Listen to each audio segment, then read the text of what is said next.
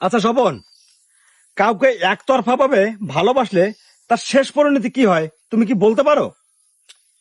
দাদা, আমি যেটুক জানি, একতরফা ভাবে কাউকে ভালোবাসলে শুধু আফসোস আর কষ্ট দিয়েই সেই ভালোবাসা শেষ হয়। দাদা, আপনি দেখবেন যে মানুষটাই একতরফা ভাবে ভালোবেসেছে না, সে শুধু অবহেলাটুকুই পেয়েছে।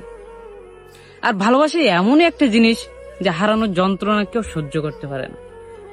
যে মানুষটা আমাকে ভালোবাসে না, যে মানুষটা আমাকে চায় না, যে মানুষটাকে আমি কখনো পাবো না জানার পরেও ভালোবাসাটাই হলো একতরফা ভালোবাসা।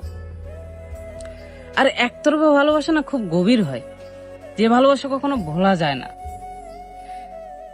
আমি যে মানুষটাকে পাগলের মতো ভালোবাসি জানার পরেও অবহেলা করে, সে মানুষটার কাছ থেকে আর যাই হোক কখনো ভালোবাসা আশা করা যায় না, তার কাছ থেকে একটু মূল্যও পাওয়া যায় না।